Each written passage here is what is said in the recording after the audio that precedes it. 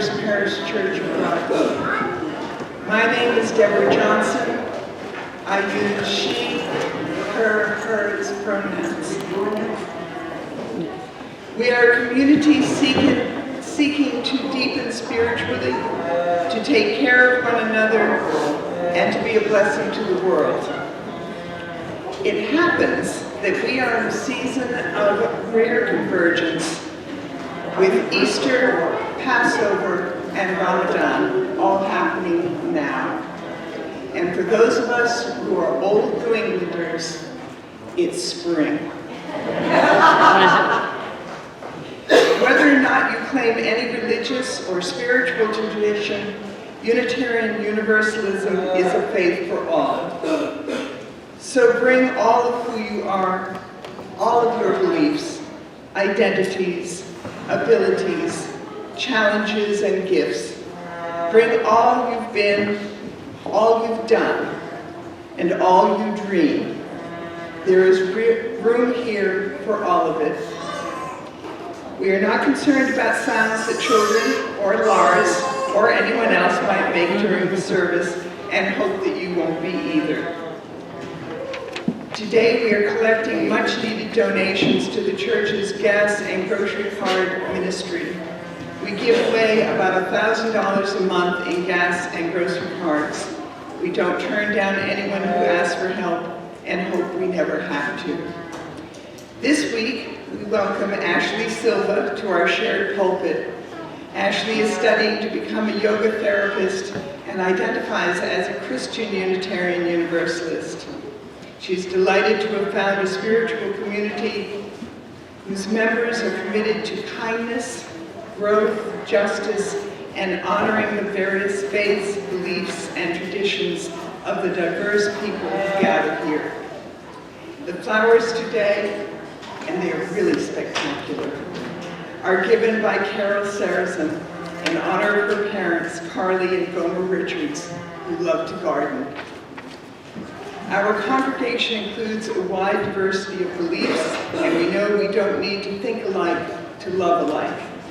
We invite you to freely translate the language you hear today. Our sanctuary is not this room, or any place at all. Sanctuary is what we create together. Please come in and rest for a while. You are so welcome here. Now, if you would like, please take a moment to turn and say hello to those sitting near you. Otherwise, feel free to sit in quiet contemplation before the service begins.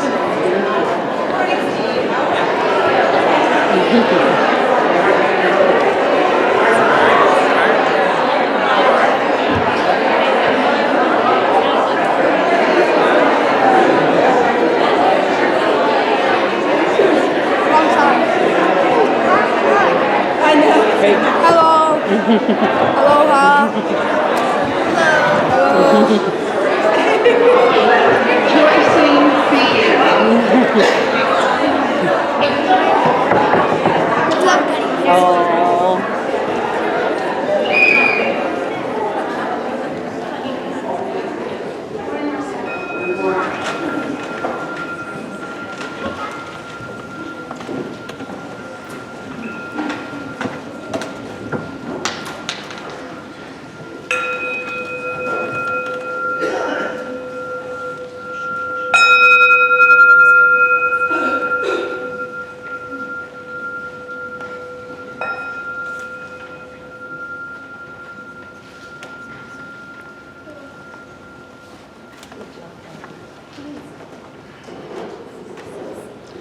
Let this blessing gather itself around you.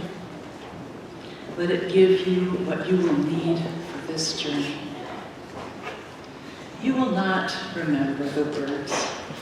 They do not matter.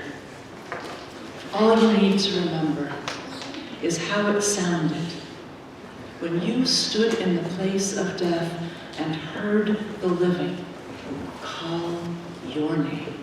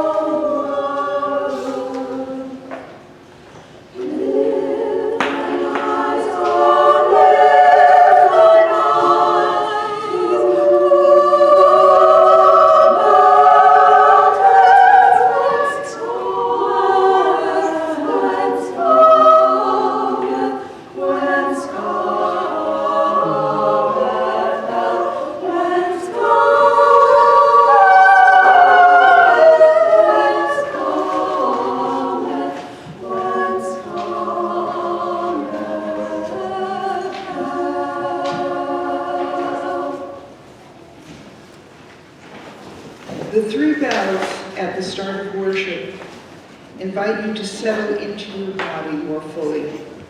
Remind you that you are whole. You belong wholly upon this earth. And you are held in the love that holds us all in tenderness.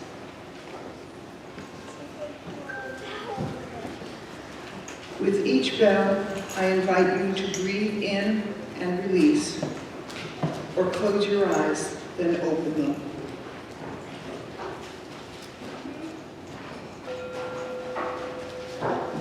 The first bell is for you.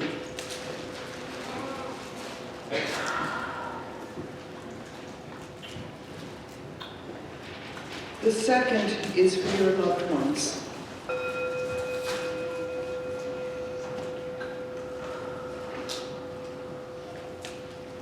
And the third is for the world.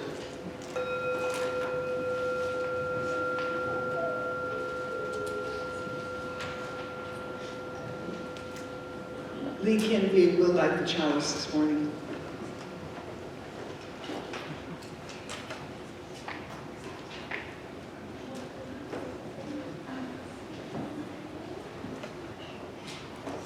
Happy Easter. My name is Li Kynvi. I am the sabbatical minister serving here this spring, and I use they, them pronouns, and I am so delighted to see you all this morning. The chalice is the symbol of Unitarian Universalist faith, and I invite those of you joining online, if you're at home, to get a candle, or Worship Web has a chalice lighting app, believe it or not, and you can light that at home while we light our common chalice in the meeting house. This is the Magdalene's Blessing for Easter Day by Jan Richards. You hardly imagined standing here, everything you ever loved suddenly returned to you, looking you in the eye, calling your name. And now you do not know how to abide the hole in the center of your chest, where one door slams shut and swings open at the same time, turning on the hinge of your aching heart. I tell you, this is not a banishment from the garden. This is an invitation, a choice, a threshold, a gate. This is your life calling to you from a place you never could have dreamed. But now that you have glimpsed its edge, you cannot imagine choosing any other way. So let the tears come as anointing, as consecration, and then let them go. Let this blessing gather itself around you. Let it give you what you will need for this journey. You will not remember the words, they do not matter. All you need to remember is how it sounded when you stood in the place of death and heard the living call your name. I light our chalice this morning in hopes that the times we have access to love, when we've got plenty of access to love, that we spend it calling each other's name. And that if there comes a time when you lose your way, when you feel lost to life, when you can't find your own essential goodness, that there will always be a path back to where love calls your name.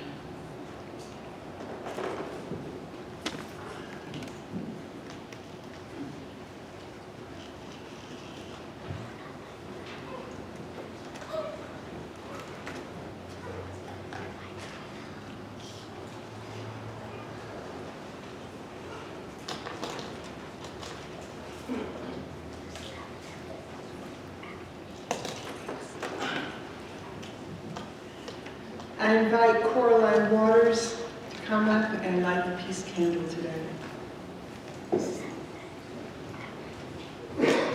We live in a time of increasing polarization and division, a time of tension, violence, and war. We light our candle for increasing peace in Israel and Palestine, in Ukraine, and in the Democratic Republic of Congo, in Yemen and Kenya, Pakistan and Haiti, and elsewhere around the globe, in this country and in our own hearts. Please rise as you are able to sing Carolyn McDade's Spirit of Life, first in Spanish, then in English. The words are in the order of service.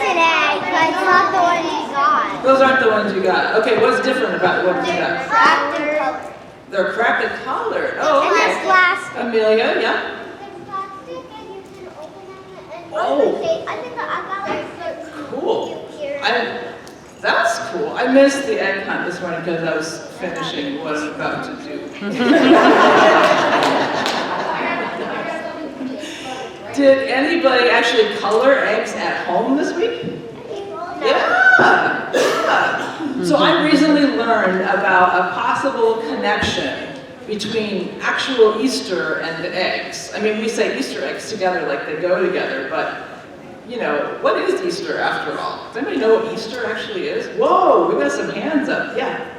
Easter is a time of the year when you celebrate doing like finding stuff and using your brain cells to know, like using your senses to find where stuff is and see if you have good seeing.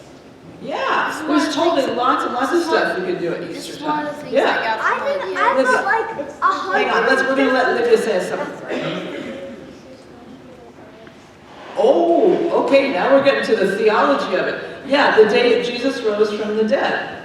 So if y'all want to hear the basic story of what Easter is in church speak, so to speak?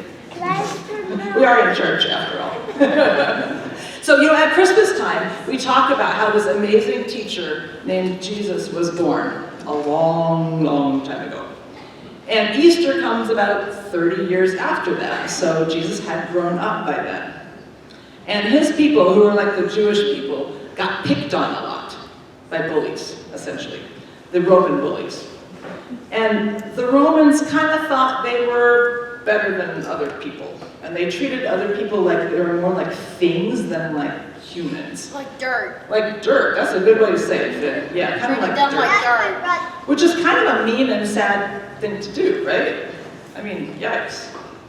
So, in the last few years of his life, Jesus had started walking around with a bunch of friends, teaching and talking to people about love, and listening to people and helping them heal. And he didn't care who he talked to. He liked to talk to all the people, even the people who other people said, ooh, don't talk to them. He's like, why not? I'm not going to talk to them. So he talked about how instead of bullying each other, we should like lift each other up. You know, we should make each other feel better and take care of each other and feed people who don't have enough money, don't have enough food, right? And when people listened to him, they felt really hopeful. They felt good. And so the bullies were getting a little mad about what he was doing, walking around talking about stuff, because some of the time he said that they were bullies. I mean, he was telling the truth, right? Yeah. He also said that God loved poor people as much as rich people, and the bullies didn't like that very much. And he thought, well, I'm probably going to get in some trouble with the bullies if I keep doing this. But you know what he did? Can't do it. Yeah, he kept doing it. He did it anyway. He chose to do that. He doesn't care. He didn't care what anyone. Yeah, that's right. He didn't care what the bullies said. He didn't care about what anyone said about him. Well, and he also was willing to risk his safety. Yeah. So the bullies got so mad. They got so mad that they actually had him killed. They pretended to have a trial, and that's what happened on Good Friday. They killed him. And then by nailing him to a cross, and he died up there. And one of his followers, and probably some more, we don't really know for sure because none of us were there, but one of his followers, Mary Magdalene, stayed with him through the whole time that he was dying, at the foot of his cross. And she was also there. She followed to where they put him. They put him for a few days in a tomb, sort of like a cave, because they couldn't bury him because it was a Sabbath. So she followed him up there, followed his body, and she was also there on the morning that they were able to prepare his body to actually do a proper burial. We don't know, maybe she just stayed there. But on Sunday morning, anybody know what she found instead of his body up there? An egg or a bunny is a good guess. But no, not actually. Yeah. That was a good guess too. She found nothing where his body was, nothing. Just the shroud, just the robe or the cloth that he had been wearing. It was empty. That's the big story of Easter. That when she got there, his body wasn't there anymore. And she saw someone who she thought was the gardener. This is according to John, the Gospel of John. They're all a little bit different. She saw someone she thought was the gardener, and she said, "Oh, sir, if you've done something with his body, she loved him so much. He's very dear to me, and I want to take care of his body and give it a proper burial. That's what we do with people we love after they die. But that gardener turned out not to be a gardener at all. It was actually Jesus in like an angel form. And he turned to her and he said something that I guess is kind of mean to say in a way, but why are you crying? She was very upset. And she's like, what do you mean, why am I crying? And she says, what did you put in? What did you put in? And then he turns to her and he says her name. And she understands in that moment that it's him. So he tells her to go tell the other followers to continue teaching what he taught, and to continue loving each other, and to continue going around and saying all the things that he had been saying. Now that was scary for some of them, because look what happened to him. I mean, this is the big Easter story. We don't, this is the story that he rose from the dead. Not that he walked around like a human for the rest of his life, but then he went to the place that Christians call heaven. So, and he then is sort of with all of us all the time if we want him to be. That's kind of how it is when people die. So there's a legend in Eastern Christianity about how Mary Magdalene traveled after this happened. She's the one who saw him in the cave, right? And she had a lot of faith in his teachings. And so she also was really, really mad at the bullies. So there's this legend, meaning like sort of a story that's gotten really big, and who knows what actually happened, but it's a good story. The story is that she went to Rome, and she got a chance to have dinner, or I don't know, maybe brunch, with the emperor. Tiberius was his name. And she sat there and she told Tiberius how badly those bullies had behaved. So she's in Rome and they were Romans, so they were under him. And he's listening and he's listening and he's listening. And then she says, well, Jesus rose from the dead, so the joke's on you. And the legend says that in that moment, he laughed at her. Like interrupted her and just started laughing. Which sort of makes him like a bully too, right? And he looked at her and he said, there is no way that happened. Here's an egg on our dinner table, just like this egg, right? There is no way that happened. And any more than that egg could, I don't know, get up and fly away, or that egg could, I don't know, what else can an egg do? Hide, and they could hatch. What about your eggs this morning? What did they do? They candy. And when you put color on them, what happens? They change color. Yeah, so he says, there's no way that egg could change red, and that's exactly how much no way there is that Jesus rose from the dead. And in that moment he said that, the egg turned red. I know how. So that's the story. And if you see, you guys can take this downstairs. If If you see pictures of Mary Magdalene, she's very often holding a red egg. That's a pretty good story, right? Yeah. Yeah.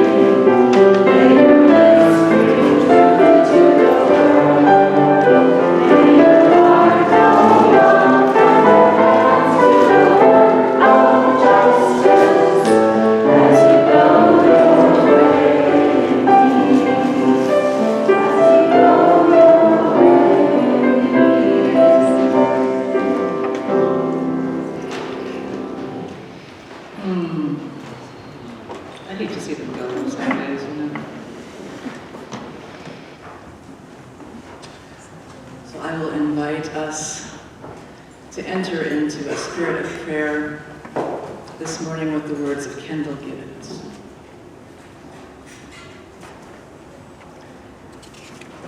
Be not ashamed to mourn and to lament. That's how Easter always begins. Danger and recklessness and cruelty are real and cannot be denied. But hear the whisper. God only knows where it comes from, somewhere deep and always surprising.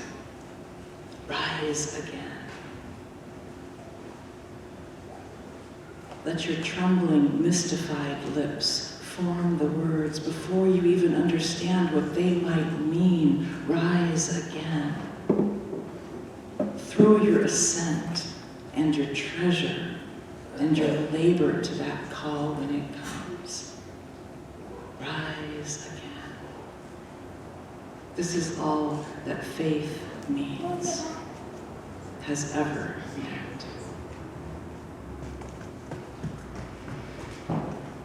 Beloved Spirit of life and love, beloved good, beloved God, just as we are this Easter morning, we listen. We honor and open. We hope.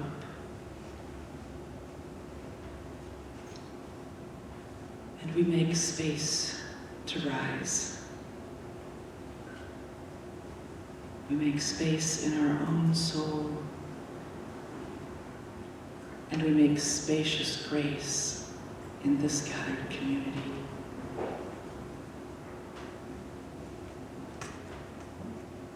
We breathe together and remember that we are held in love as we fall, and that we are held in love as we rise again. So I'll invite you to hold in your heart anyone who needs your prayers, people in your life who need your prayers. Take a minute to bring those folks to mind.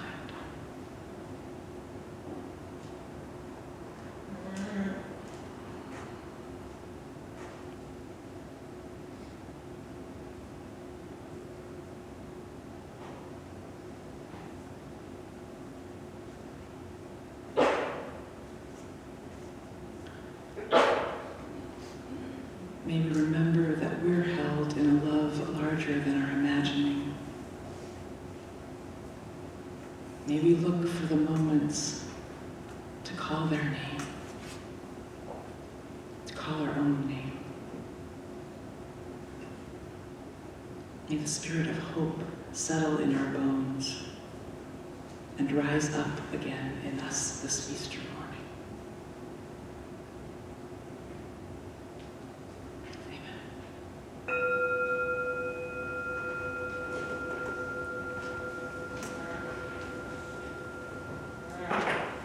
Our stewardship this morning is adapted from a piece that Donna Nowak wrote. I believe you told me I could adapt it. I hope you did. Donna has served, you did, there you are, thanks. Donna has served on the committee that gives gas and grocery cards away. That's now resting with the ministers, that responsibility, but for many years has been very close to the action, and she wrote this. We are a church without walls, a congregation that embodies a light that shines on those in need. Today, we need to bring that light to those who are struggling here in our neighboring communities, in our town, and in our congregation. $1,000 per month provides people with $25 gas cards and $25 grocery cards, one per family per month. And we support this ministry not from the church budget, but from separate donations. So on this Easter Sunday, people of all faiths remember that Jesus of Nazareth was a man who took care of the poor, and we are called to follow his leadership. SNAP, the Supplemental Nutrition Assistance Program, is being cut way back as the pandemic supposedly ends. In Groton and our 9 closest towns, 4,300 households receive SNAP benefits, and if you include Lowell, that goes to 23,000. So this morning we are asking for your help to continue our gas and grocery card ministry with your donations of cash or check, or you can scan the QR code. If you write a check, just put gas and grocery in the note. You can also go to the website at any point. And Donna invites us to be a beacon of light that shines out of our church without walls. Shine bright, beloveds. The morning offering will now be gratefully received.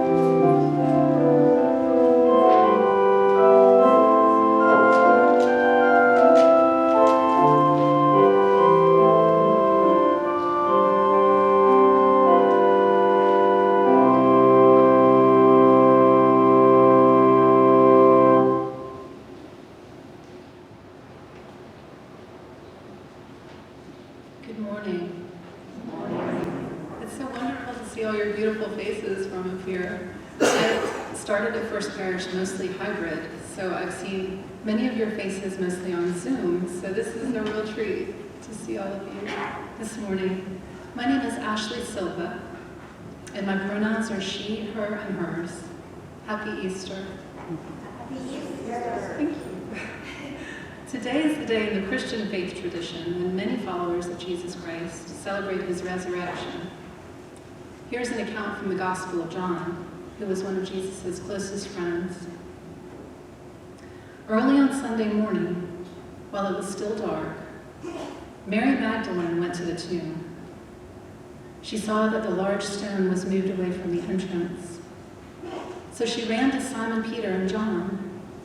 She said, "They have taken the Lord out of the tomb, and we don't know where they put him." So Peter and John started going to the tomb. They were both running, but John ran faster than Peter and reached the tomb first. He bent down and looked in. He saw the pieces of linen cloth lying there, but he did not go in. Then Simon Peter finally reached the tomb and went in. He saw the pieces of linen lying there. He also saw the cloth that had been around Jesus' head. It was folded up and laid in a different place from the pieces of linen. Then John went in. He saw what had happened and believed. These followers did not yet understand from the scriptures that Jesus must rise from death. Then the followers went back home. But Mary stood outside the tomb, crying. While she was crying, she bent down and looked into the tomb. She saw 2 angels dressed in white, sitting where Jesus' body had been. One was sitting where the head had been, the other was sitting where the feet had been. The angels asked Mary, "Woman, why are you crying?" Mary answered, "They took away the body of my Lord, and I don't know where they put him." When Mary said this, she turned around and saw Jesus standing there, but she did not know that it was Jesus. He asked her, "Woman, why are you crying? Who are you looking for?" She thought he was the man in charge of the garden, so she said to him, "Did you take him away, sir? Tell me where you put him. I will go and get him." Jesus said to her, "Mary."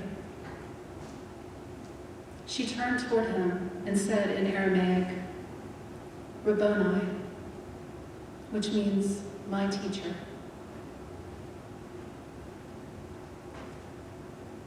After all these centuries, after all the tellings and retellings of this sacred story, one may ask, who exactly is Mary Magdalene? This woman placed in such a central role in the resurrection narrative.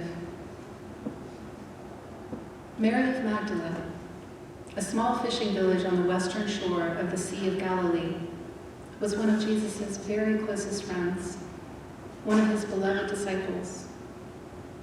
He healed her and loved her and taught her. She followed him and loved him right back, supporting his ministry with her finances and her presence. Unlike any of Jesus' more well-known male disciples, she was present with Jesus throughout his last days on earth, from his final week of teaching and ministry in the sacred city of Jerusalem, to his arrest and show trial by the Roman authorities, to his torture and death on the cross. She remained with his body as he was taken down from the cross, and she was present in his burial. She is also named as the first witness to the resurrection. She quite literally never left Jesus' side. According to Father Richard Moore, author of The Universal Christ and director of the Center for Action and Contemplation in New Mexico, what we know about Mary Magdalene is that she was the woman who was closest to Jesus. She is mentioned in the resurrection accounts by name in all 4 Gospels, sometimes alone, sometimes in the company of other women. She was the first to meet the risen Christ. The fact that she immediately went to embrace him is a testament to the closeness of their relationship, the mutual regard and affection they must have shared. Mary Magdalene is the person in the gospel who most needs love to be stronger than death. And so she is the first to know it. And perhaps at the deepest level, she is a stand-in for all of us who seek an intimate and loving relationship with the divine.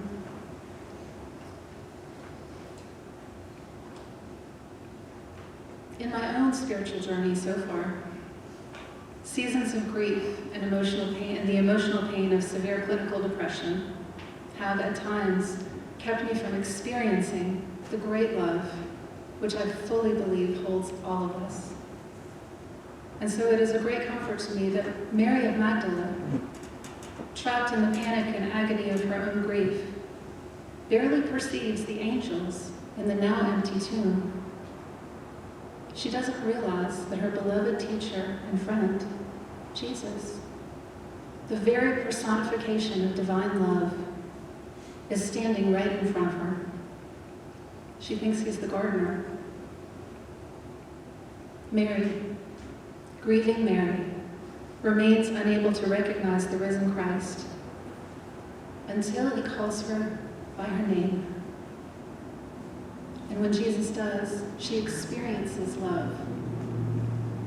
It is then that she recognizes him, not just as rabbi, which means teacher, but as Rabboni, as my teacher.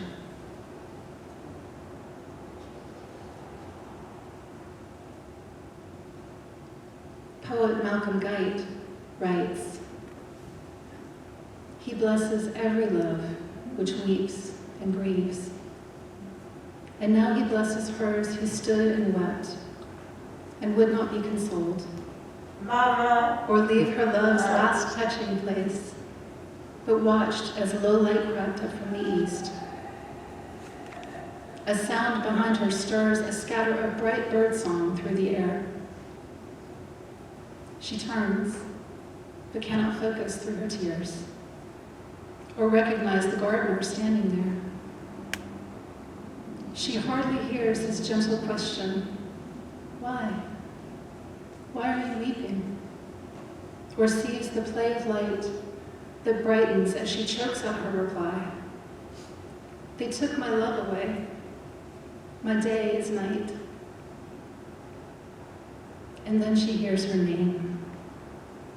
She hears love say the word that turns her night and ours today.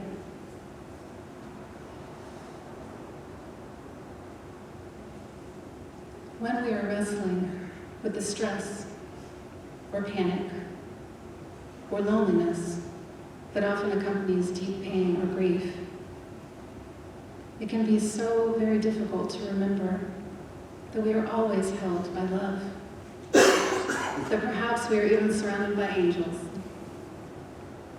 One of the joys of practicing love in beloved community is that we can be to one another what Jesus was to Mary, a compassionate, joyful reminder that love never leaves us, never fails us, never abandons us.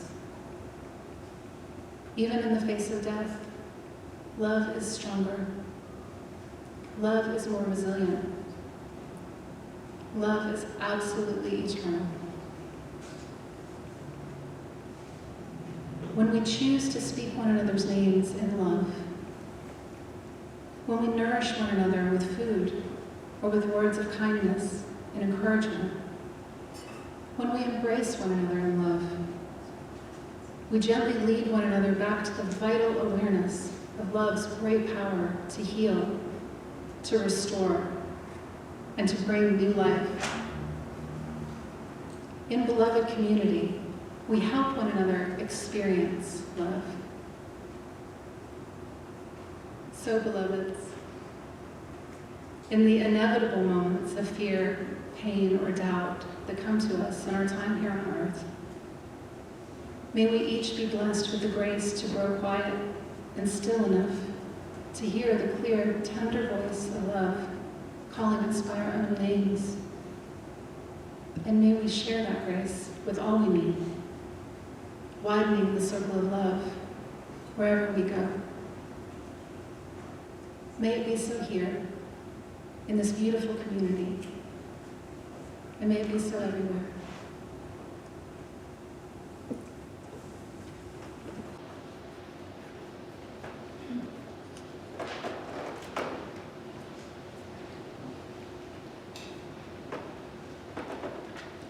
Thank you so much, Ashley, for sharing the pulpit with me this morning. One of the things I had to come to terms with in seminary was how I had abandoned the Christianity of my upbringing at about age 12 or 13. this sort of startling and humbling realization that I had never even introduced my adult self to any kind of Christianity. I was professing good Unitarian Universalist words about how we're welcoming of all beliefs, and in truth, I was a lot more attentive and respectful of the religions that weren't the one I was raised in.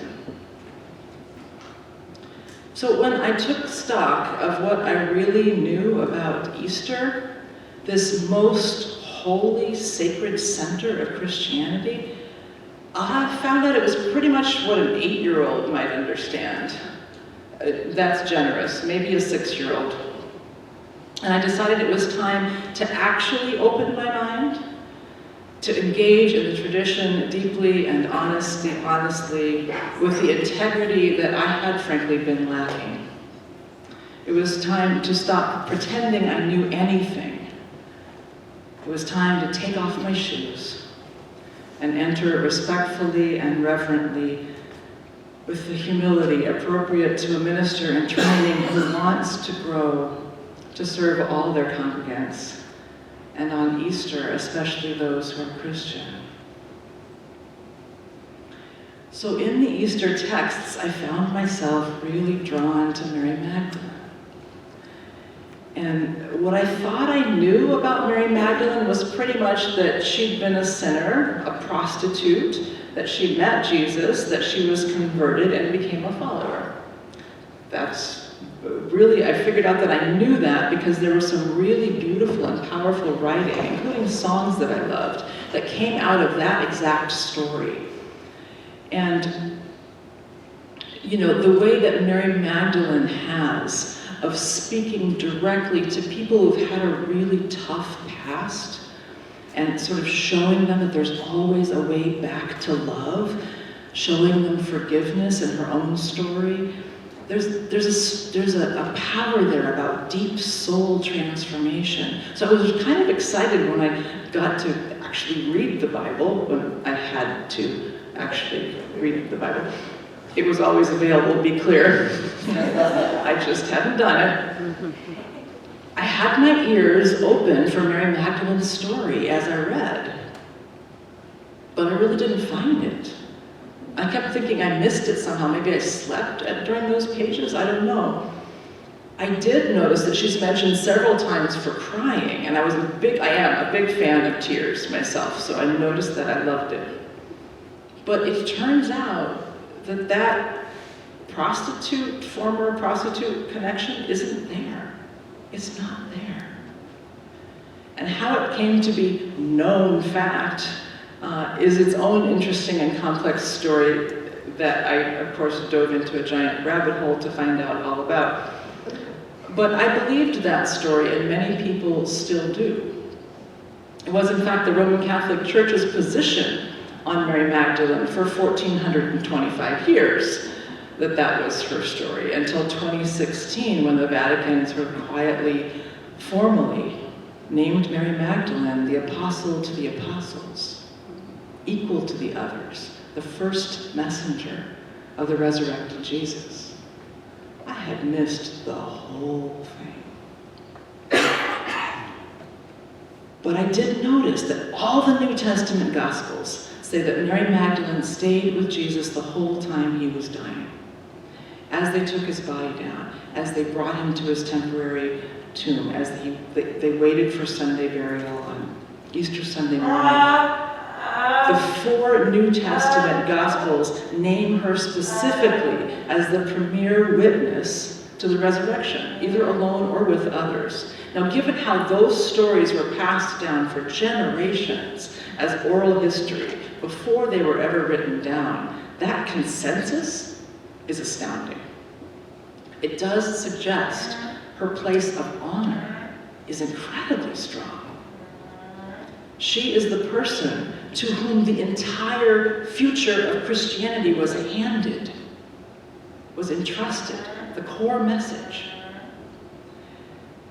And like the other apostles, Mary Magdalene, after this whole story of the resurrection, went on and taught from her experience. Now, early Christianity, so after Jesus dies and is risen or whatever, it becomes wildly pluralistic because the apostles went in all different directions. So they each taught their own line, and then generations formed with their own teachers and their own memories and their own worldviews, also according to where they were on the planet.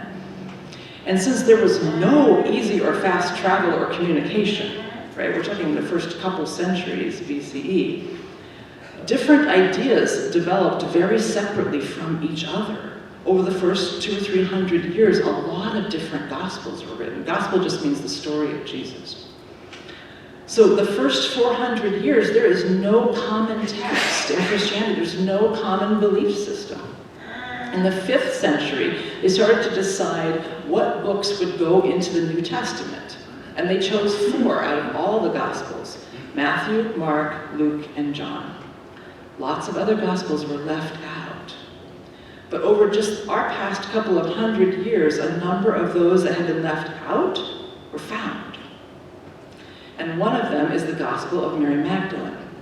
It was written about the same time as the Gospel of John. They found 3 copies in 2 different languages, which indicates that it was translated, which makes it important. The Gospel of Mary Magdalene belongs to a wisdom tradition, and it links Jesus with a Near Eastern frame of reference rather than a Western frame of reference. There is so much to be said about this, and I actually find it kind of thrilling. But there are I'm just going to say a few things to kind of point. It's just really an arrow pointing. In the Gospel of Mary Magdalene, the path to what the Bible calls the kingdom of God, which is the same as what Reverend Dr. King called the beloved community. Kingdom of God, beloved community. That's your lesson in translation. Same. Okay? Mary Magdalene's Gospel says the way to that freedom, to that connection and love, is not upward or outward or after we die. It's inward, in the heart. It describes liberating the soul, not in death, but here in this lifetime. It talks about real seeing, what they call true perception, occurring in the eye of the heart.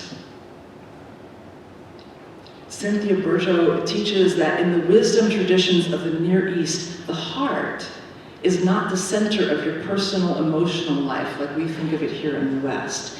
The heart itself is an organ of spiritual perception. So the journey is to the eye of the heart. It's inside. Megan Watterson asserts that the most important message of Mary Magdalene's Gospel is that we are inherently good. It's a far cry from original sin. That we are inherently good, and that goodness can never be lost. We can feel lost to it. We can lose track of it. But it will never leave us. It can't. It is woven into the very stuff of who we are. It's our nature. Goodness. In fact, in Mary Magdalene's Gospel, there is no God the Father. There is no He. There is no gendering of God.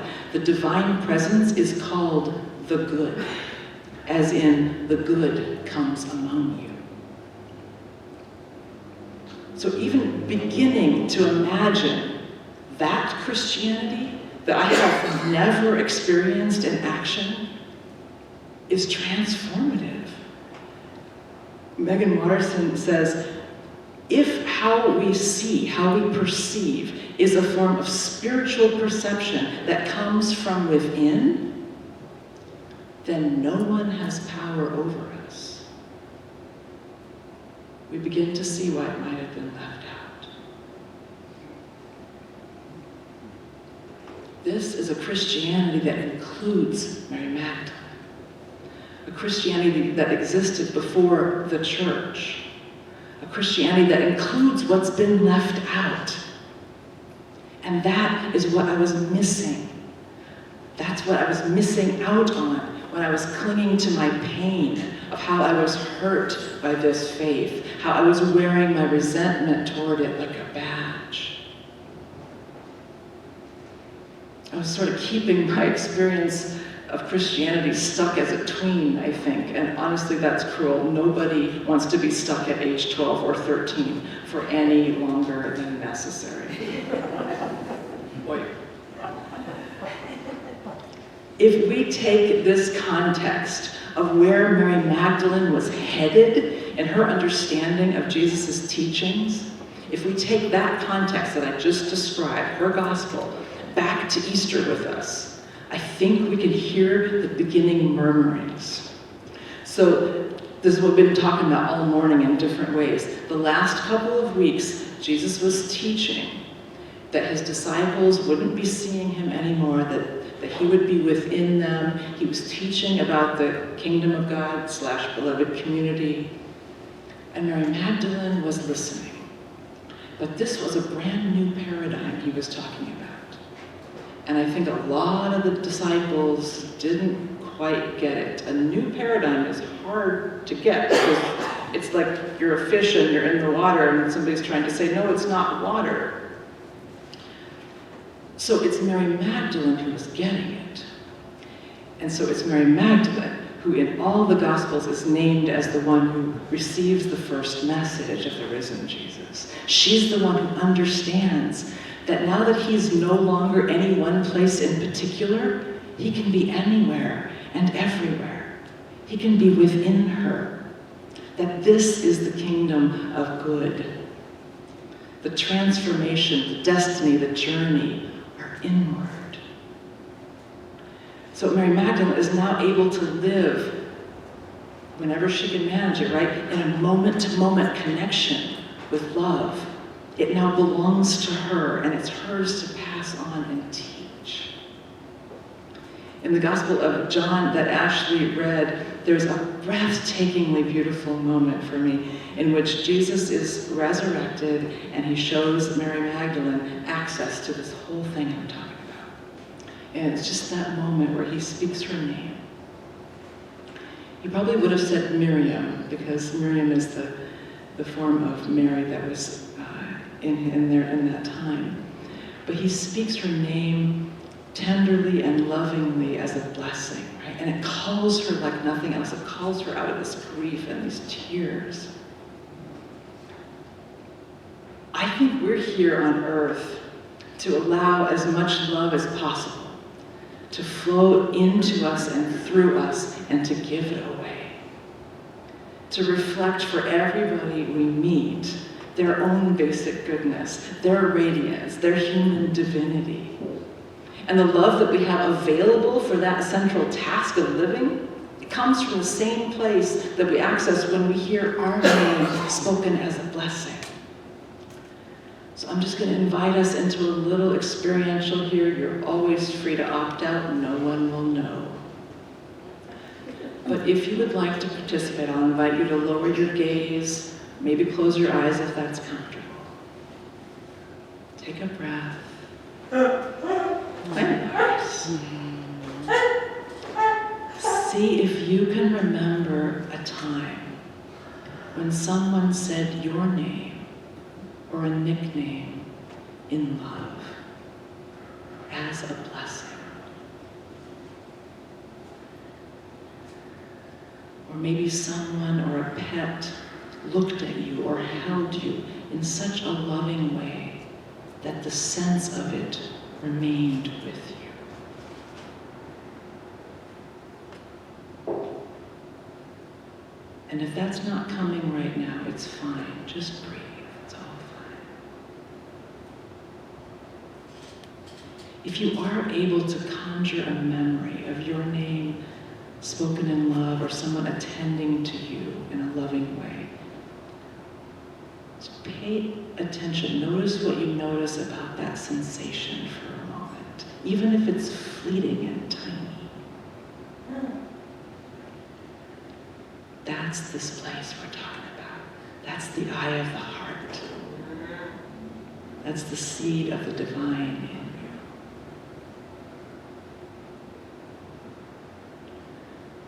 So I'll just just invite us to breathe and return to presence in the room. That seed, if you nurture it, it'll grow. With every act of love and care, with deep listening to each other, with respect across differences, it'll grow.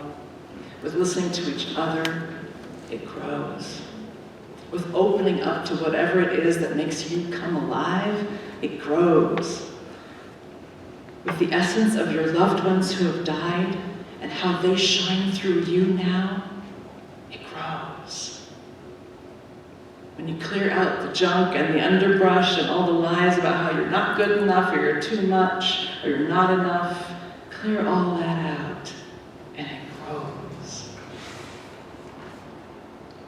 When you risk feeling your own vital energy, when you risk feeling your joy, when you risk feeling your love, it grows. And when you are the one who communicates love's message to another person, when you're the one who can turn their night to day, boy howdy does it grow. So let it grow, let it grow, let it grow. Happy Easter.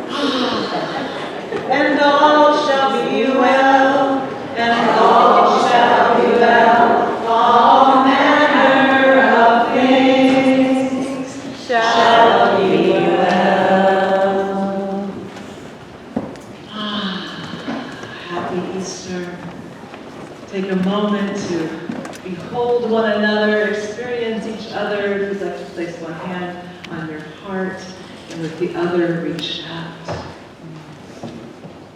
We are so connected through strong and sturdy threads of love and continuity. Go in peace and be a blessing to this world. Amen.